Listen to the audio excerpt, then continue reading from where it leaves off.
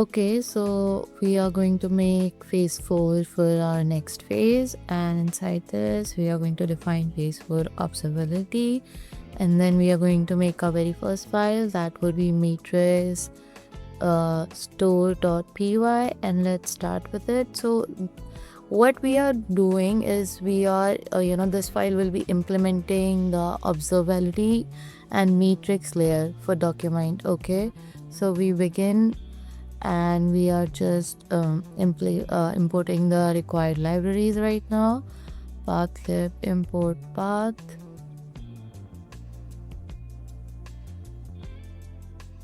and then the purpose of this file is to track system usage, performance, latency, token consumption, and operational costs. Okay, so wait, it's just a small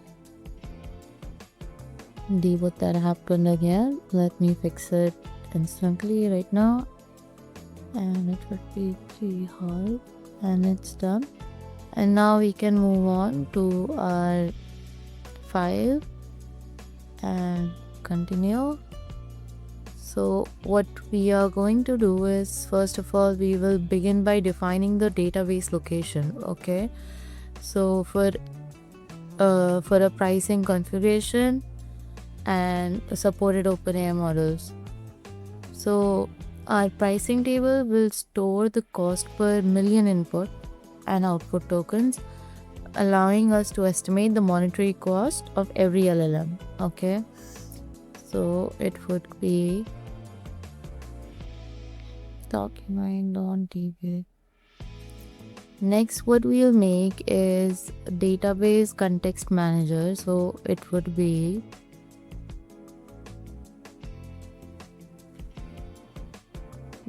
GPT mini we are doing here, so that it takes the monetary cost of every LLM and embedding request.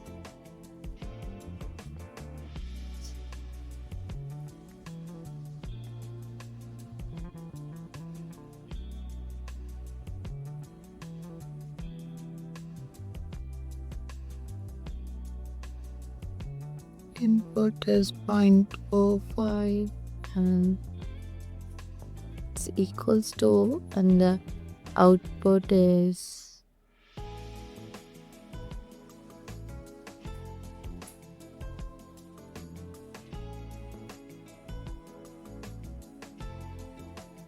.60.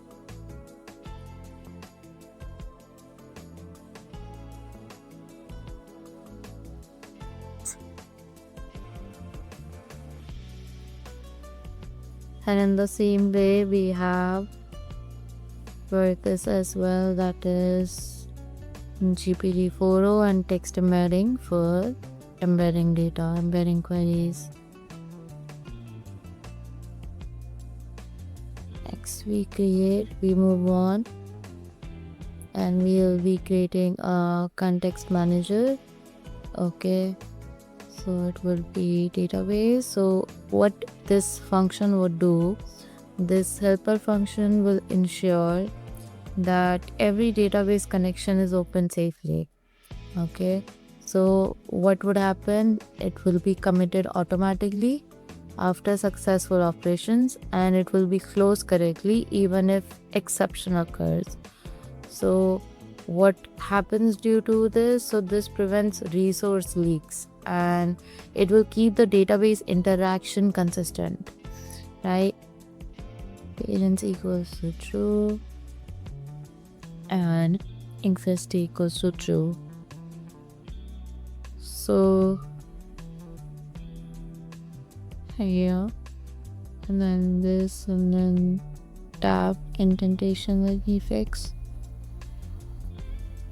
and connection equals to SQL 3.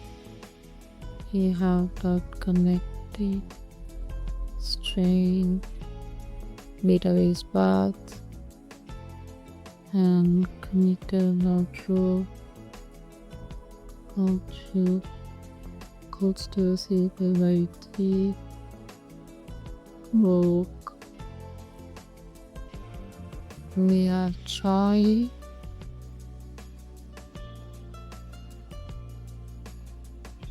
some couple.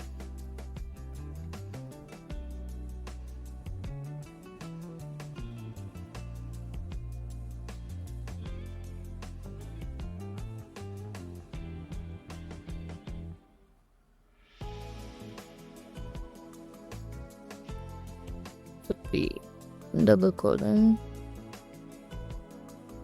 I know it. No close. So we are moving on to another function, that is init function. So what initDB function is going to do, it will be responsible for initialization of the SQLite database schema. Okay, it will create 3 core tables. Okay, we'll see here. C.execute. So first table is going to be create table for LLM if not exists. So what it's going to do, it's going to store information about every language model request. This includes timestamp, model name, input tokens, output tokens, estimated cost, response, latency, cache status, and original user question. Okay. The second table, it's going to create table if not exist for retrievals.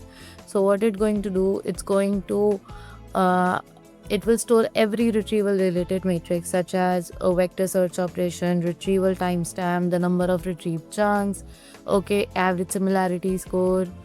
And the third table finally is the ingestions, which will capture document processing. Okay, what this will do, in this it will record information such as document name, chunk count, page count, or total count, ingestion, anything. So after that, what we have is that we will do the database initialization, okay, function, so that we can execute the required tables that are automatically created when the application starts.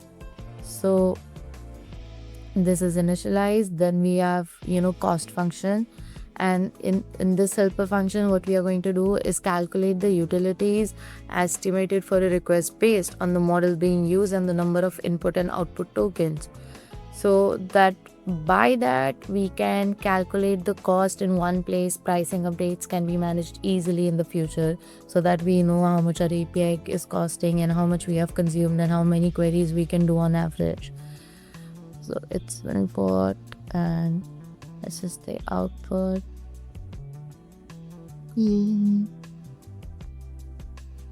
Ito.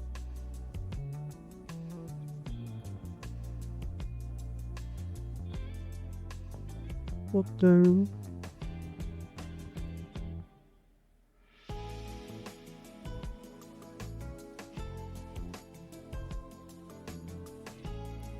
It's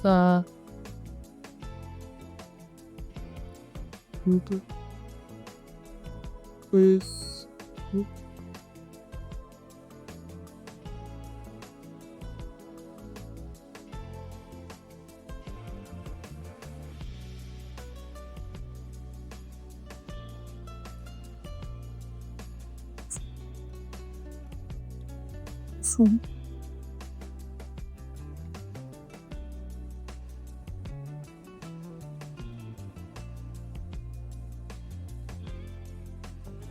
And this would be calculating all the costs. Now we are going to move on to our next function, that is log LLM call function.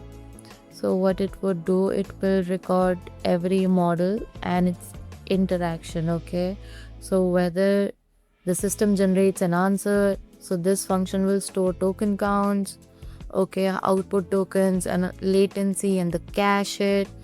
And we'll see in the output, once I run the UI, that you can see all the parameters defined over there. And it would also store information and the estimated cost and a shortened version of the user's question. Okay, so this will provide complete visibility into model usage. and what are our spending purposes. So wait, and it will be with dv as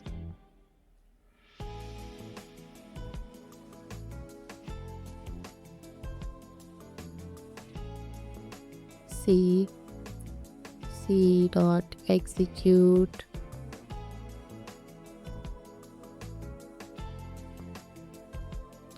So here is the query for retrieving all these functions, and now move on to the next function, that is for log retrieval.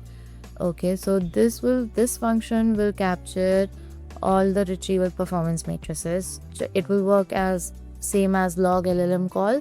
It's just that the purpose is different. So what retrieval will calculate is the average similarity score of the retrieved chunks and the store's retrieval latency, okay, alongside with document information. So it will be returning our average sum score divided by length and that score.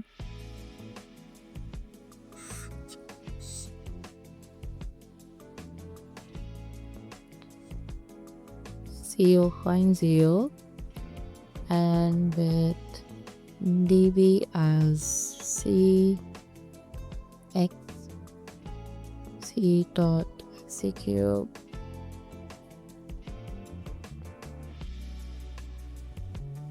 and this is the query that would let us retrieve all the desired information. It's just a SQLite 3 syntax. Now we are moving on to the next function, that is log ingestion. So what this function would do, it will allow us to track ingestion events, okay? So whenever a PDF is processed and embedded into the vector database, so this function will record the number of chunks created, pages processed, total token volume, processing duration, total tokens, and then we have duration time, and then we have estimated embedding cost.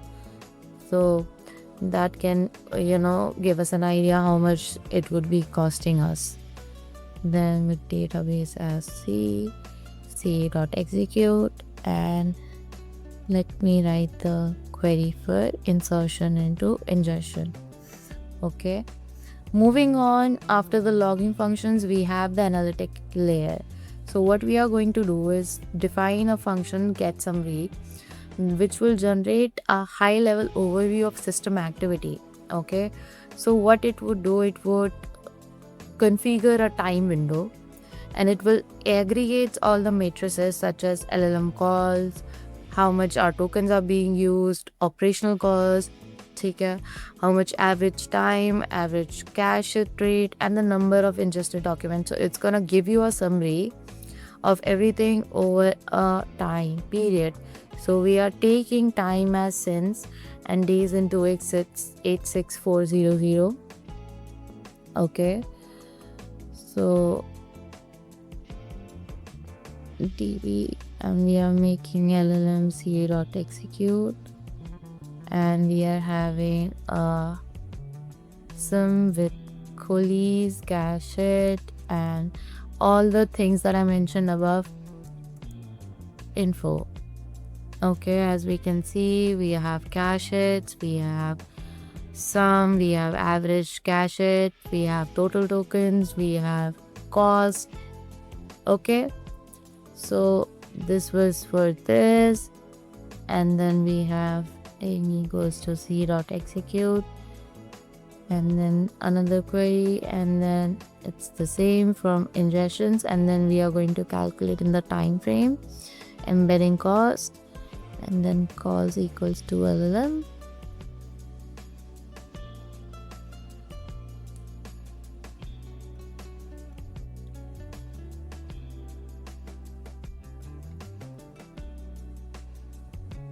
Or 0 return, and this is what we are returning here, that is LLM calls, total tokens, total USD cost, average latency, cache hit rate, and docs ingested. So what we are moving on to next is a function name get daily costs. So what would happen in this function is that it will provide us a day-by-day breakdown of model usage costs and request out. If you all are interested in updating it or modifying it, up to you. So this is where you are going to add your own functions, add your own matrix for the observability factor.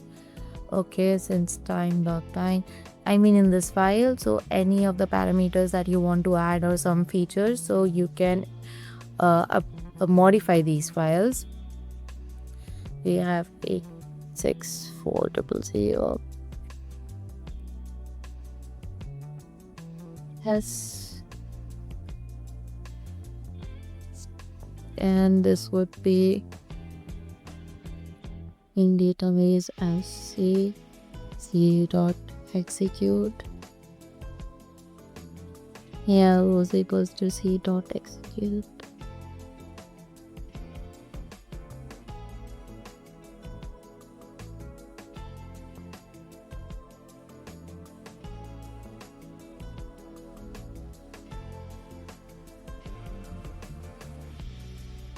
Yeah, so this query is just helping us to see all this. So return, and this would be clear here, whatever we are getting on return, that is day. Okay, day cost, and we are getting here day cost.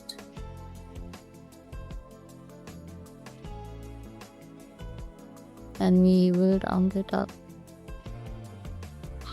to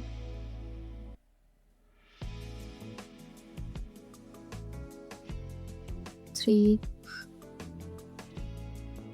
6, and we have calls per day. Okay,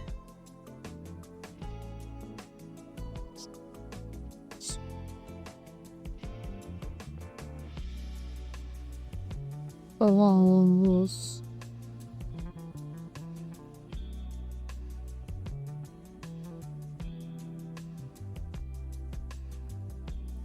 So the next function we'd be moving on to is get latency series.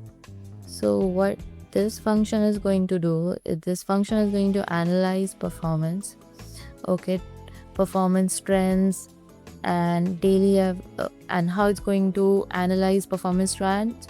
It's going to compute daily average latency values. So what happens that it measures latency, and second, it will help us identify performance regression, that how is our application working, and what are the bottlenecks, and what are the key areas that we are coming across, and how we have to work on it.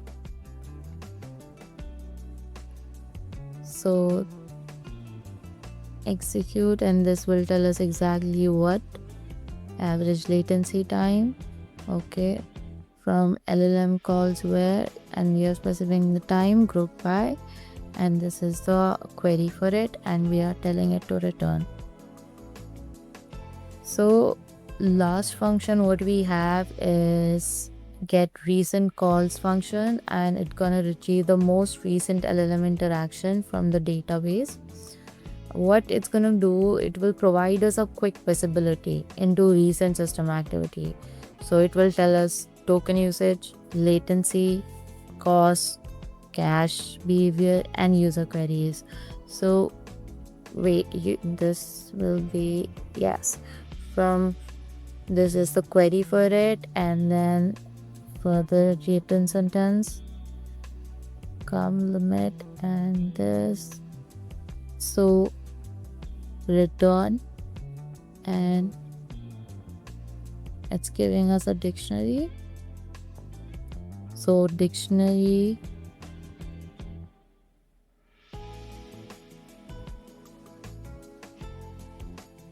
and pretty much this file is done. Okay, so after this file is done, we are moving on to the next file, that is tracker.py. So its responsibility is to collect all the matrices from different parts of the pipeline. Okay, so what it's doing, it's getting all the different parts and forwarding them to the matrix storage layer for analysis purpose. So we import token tokenizer for logging functions, and then we are getting these logging functions are responsible for writing matrices into SQLite database, right? Then we are just importing LLM calls and then log retrieval. Okay, log ingestion. We are now just initializing tokenizer, okay, using CL100K based encoding.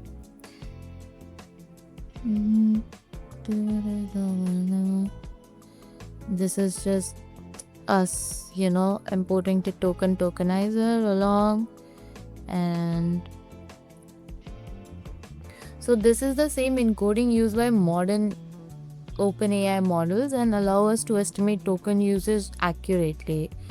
Alright, so we are just going to use that same thing, and then we move on to the count function, where this helper function will act as a utility wrapper around the tokenizer. So what it would tell, it will return the total number of tokens present in the text. So this function is later used to estimate both prompt and response tokens consumption. So yeah, so the first major function call that would come is track LLM call, and what is happening is this function is that it is responsible for tracking every language model interaction within the system. So what it does, it will receive the conversation, it will receive all the messages, generated answer, okay, model name, right, answer, model name, and then we have request latency, and then we'll have the cache status, and we'll also have the original user question, float, then we have cache, and then the question equals to false. Yes. So what it would be doing is that it has to estimate the prompt token usage. So this function will combine the content of all the messages into a single string. Okay, and we have try, and it will pass that through the tokenizer, and then it will generate the generated answer in the tokenize will calculate the output token usage. Okay, count, input token count,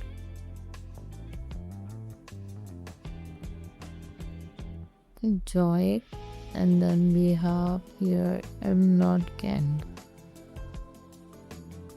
content,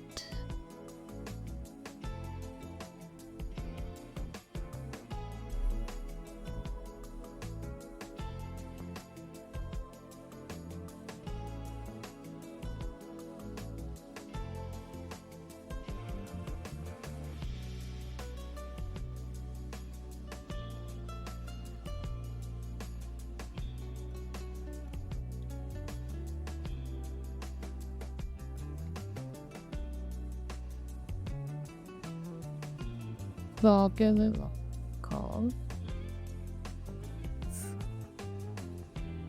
and then once both token counts are available, okay, input tokens and output tokens, so the function will forward all information to log LLM call, okay, which will store the matrices inside the SQLite database. So as a result, every LLM request will generate our model, okay, our model usage, token usage, latency, okay, cache behavior, estimated cost, and question metadata. Okay, so this is all it will do. And then we have exception, as it will be just exception, and pass. Okay, now another function, the next function is the track retrieval. This function will monitor vector database retrieval operations, as the name suggests. So after a similarity search is performed, okay, the retrieved chunks are passed into this function along with the retrieval latency. So what this function will do, it will extract the similarity scores, okay, from each retrieved source and will calculate the metadata required for observability. So if retrieval result is exists, it already exists. It also captures the document name associated with the highest ranked result. This is the principle for caching. We were using this similarity score only to see, if the semantic meaning and result is similar. So we were returning from there. So yeah, score for us and score sources. Doc name, we are capturing the document name, okay, associated with the highest rank result. Okay, source 0, and get the doc name.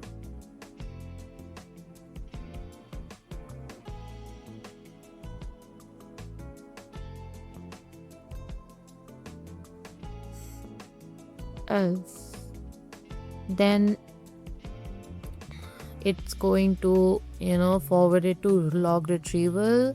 It will store all the retrieval matrices in the database. We are sending doc k equals to length of sources, so it will source, and this matrix will gonna help us evaluate our search quality, okay, our monitor retrieval effectiveness, and what is our identification potential issue in the vector search layer. So this is what is responsible for that.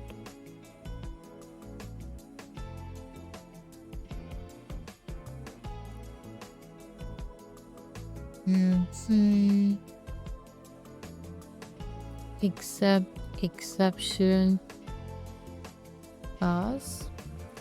So moving on to our third function, okay, track ingestion. So as the name defines, the function tracks document ingestion events whenever a PDF is processed and added to vector database. So what it does, okay, it receives information such as document name, what is the chunk count and page count, token count. Okay, so what happened, these all values are then passed to log ingestion. See, we are passing doc name, chunk count, page count, total tokens, okay, and the time duration required.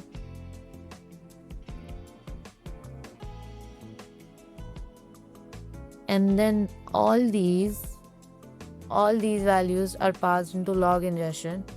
Now this will record all the ingestion statistics, okay, and estimated cost inside the database, right? So by tracking these ingestion operation, the system can also measure document processing performance, storage growth, embedding related expenses over time. And this is pass. One more. Okay, so we are in pipeline.py as always. That it's the one file in the core function that we change for our orchestration of the whole complete project. So now we are just going to integrate phase 4 in here, and we are just going to import some functions that we require now. The libraries functions. So from code.generation, we are going to import LLM model. Okay, we are going to import system prompt, and then we are going to also import system prompt, and we are going to take user template. Next, what we are going to do is build context block, and then we are going to make another helper function just like we have done for phase 2 and phase 3. Okay, so now what we are going to do, def find phase for available bool.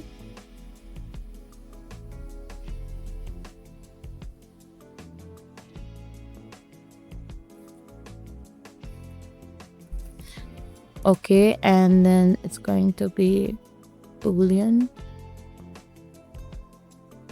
try from phases dot phase for ops import matrix to tracker import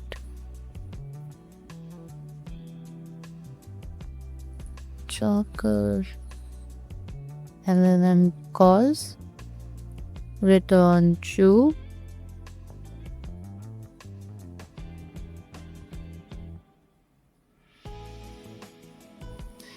accept import error return false. Okay, so this is going to stay same, this is going to stay same, we have nothing to add here. We have already added all the stuff that we need in phase 3. Now in ingest document, we are going to start measuring execution time, okay, before the ingestion process begins. So what we are doing here, we are making a track ingestion function.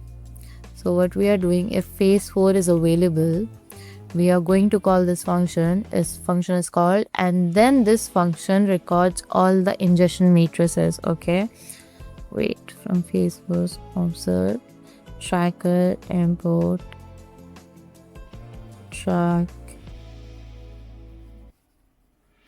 and ingestion. Okay, and this will track all the matrices that we require, such as doc name. Okay, then we have result doc name, then we have chunk count.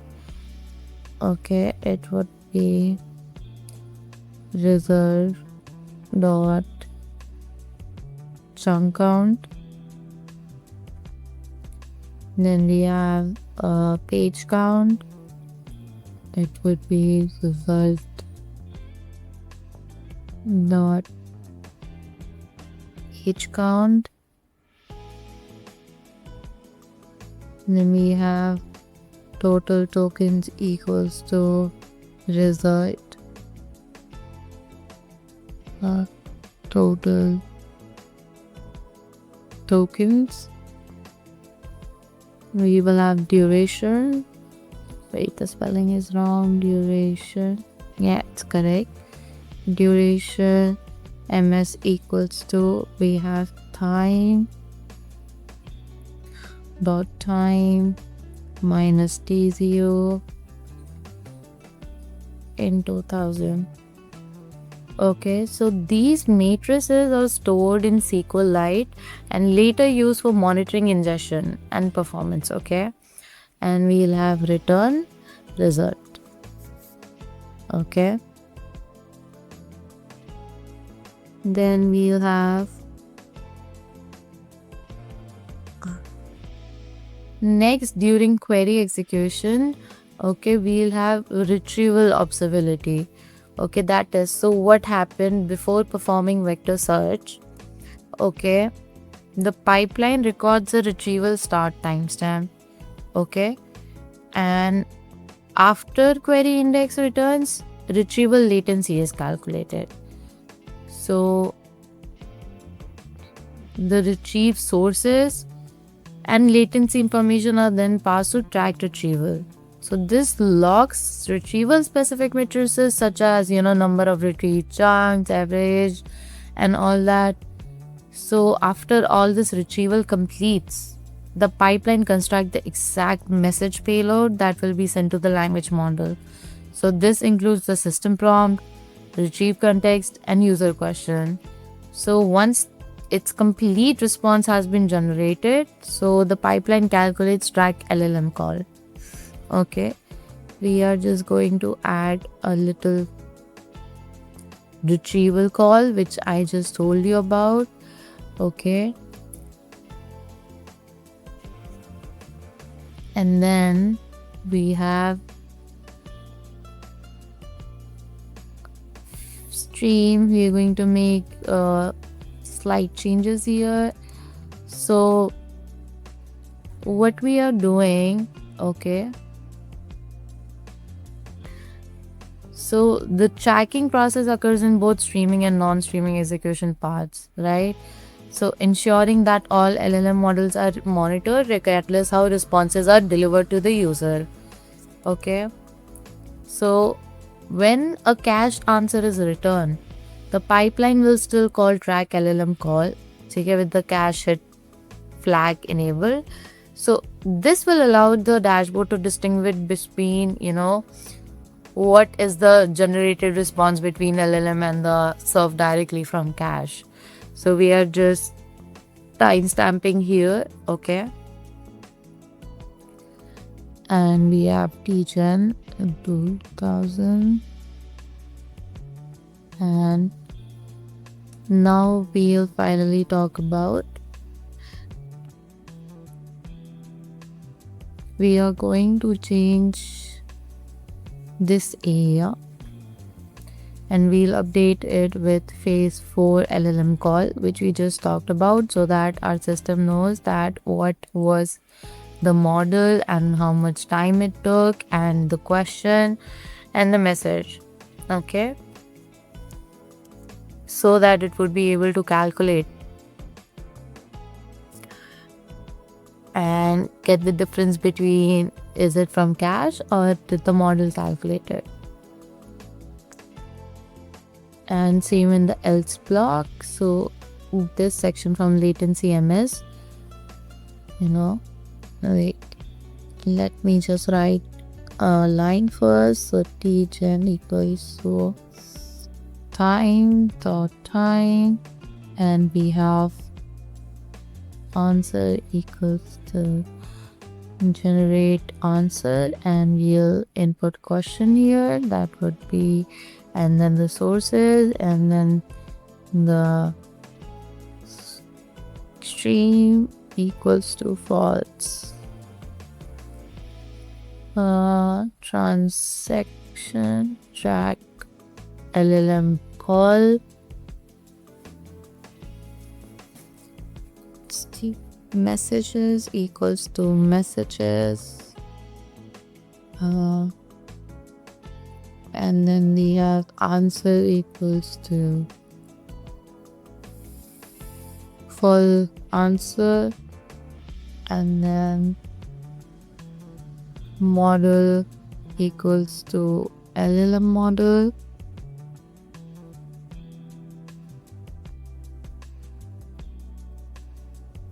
and then latency ms equals to gen millisecond. All right, and then we have cache hit equals to false, and then we have question equals to question. Okay, so this is what one of the things that needs to be updated, and then the latency milliseconds and return query result needs to be updated, as we have updated the parameters now. So just from here to here, this would be updated, and it's just talking about track LLM call and what are the parameters that we are feeding in here, and these are all the same things. Okay, just add it with a timestamp, latent millisecond, and this is done, right? Top k equals to top k, and this is the timestamp for it. And then at last, log matrices is going to stay same. At last, we are just going to give a wrapper function for calling it. So we will make a define phase 4 available, available pool. Wait, go back. Pool text underscore and then function call and return phase 4 available. So this is pretty much all the changes. Let's move on to the next file. So our next file is app.py and it's gonna be the same as we have seen in the previous files. Nothing much, no logic, just pure syntax. And we have updated, as you can see here, for phase 1 core RAG and phase 2 async, phase 3 guardrails, and phase 4 observability. So this would be done. And let's go ahead, and it's all same. The ask tab is going to be same. Okay, and then there is nothing new added over here with write, if not question strip, send warning, phase 3 cache, import semantic cache. We have done this. Okay, then we are having shows chunks, job queue. That's the tab that has been already done in the phase 2 of our project. Then we have eval and matrices. This has been obtained in phase 3 of our projects, where we have shown the evaluation of a system. Okay, moving on, divider, RAG's evaluation, that too, RAG, how well our RAG is performing, and the dashboard. So this is the part that we have added in this phase. Okay, so what we have done is we are creating these markdown cost, latency, and usage. Okay, so we are having observability data.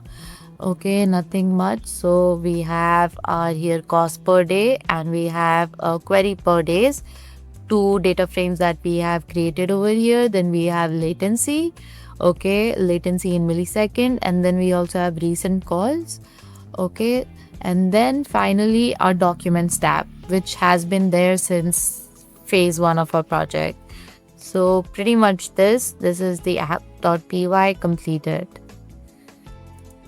Okay, so guys, I made a couple of mistakes in pipeline.py, so I'm here to correct them. First of all would be that it would be result equals to ingest result, so that we can return result in the following section. Then PDF path, yeah, we have to create a timestamp, which I mentioned in the video, that we are recording the time before our ingestion starts. So it's going to be time.time, so it will record the initial time. Then moving down, this is all correct, and moving down, I had a typo here that it was stream.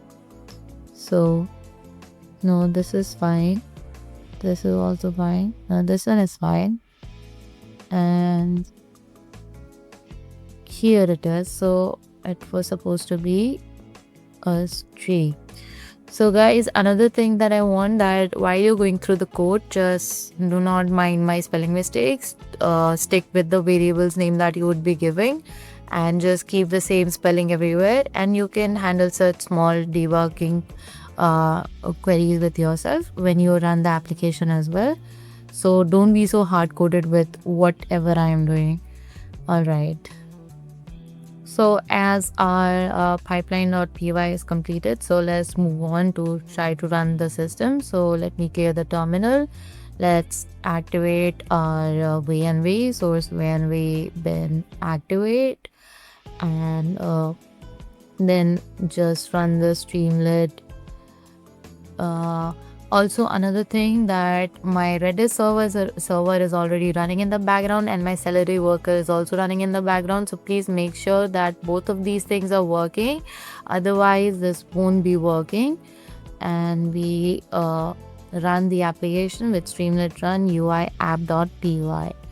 Okay, and it would be okay. So this is how it's gonna look like. We have already seen what this left hand side bar does, that is chunking, and then size, and then overlap tokens. Then we are talking about retrievals. Then we have, top 5K chunks we are using. Then we have the phases. So as we can see that phase 1 is done, phase 2 is done, phase 3 is done, and phase 4 is done. Then we have a little ask bar and we have upload here. We are not going to do this feature again. We have already seen how this works. Okay, then we have a job queue, which we have seen how it happens. Eval, these are all the previous evaluations that we have ran. Raga's evaluation, one more thing that I would like to tell you for Raga's evaluation is how much bigger your test set could be, the longer time it would take, and the shorter, smaller the test size, it would be for like 4 or 5 question and answers. So it will take your less time as it's making API calls for it. Then we move on to the dashboard section. So this is what we talked about. All right. Oh, sorry. Yeah, I have to run. Yeah. So as I have just implemented dashboard section, so it does not have anything in there. So let me just upload downloads, not here. Wait, all supported files. And I have my fog computing here, and then just ingest this document, and it says job submitted and it says track and job queue. So we go to the job queue and I try to refresh it. It says no job yet.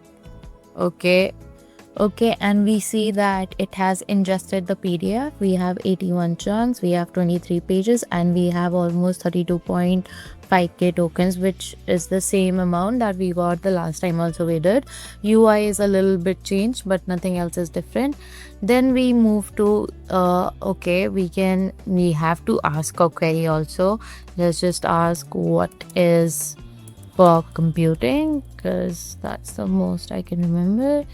And we will say ask, and it did a cache hit. Let's ask a new question. Why fog computing is better than cloud computing?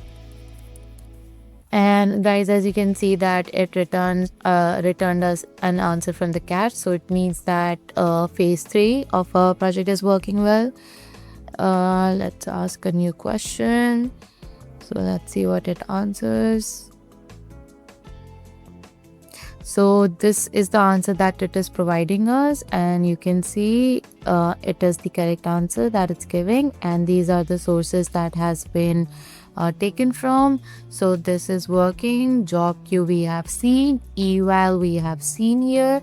Okay, no drift detected. And then for increasing our faithfulness in retrieval, what you can do is, we can talk about chunking strategies. We can, reduce the overlap tokens or retrievals or the quality. Let's go to the dashboard section, which we were talking and we were waiting for. So this is how it looks like. Okay, and let's see here what this is.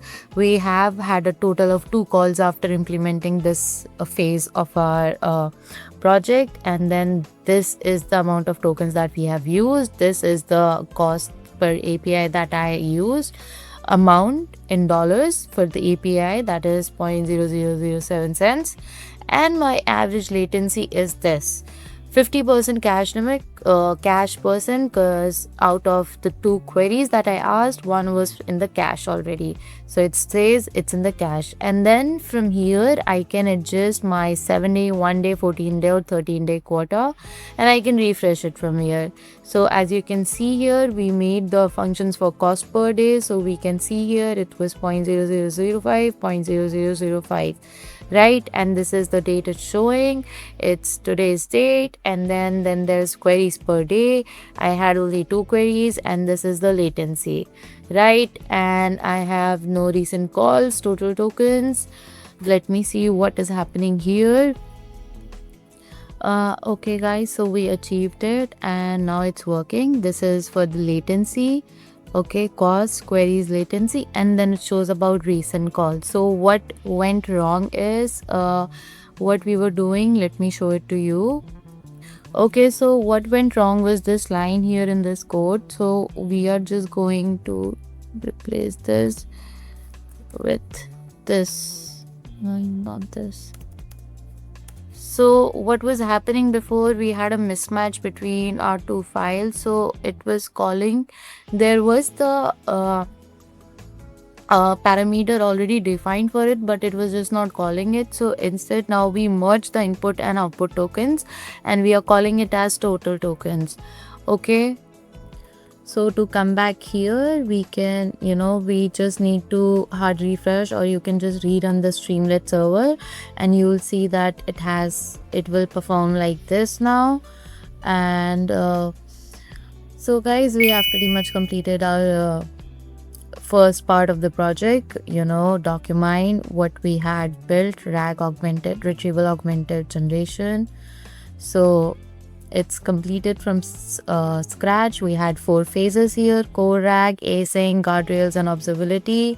And this is the document section, and it would just tell you about your temp IDs, how many vectors it made, dimension, and metric is using cosine, and everything we just know: eval, job queue, and ask. And we have completed it. Bye bye.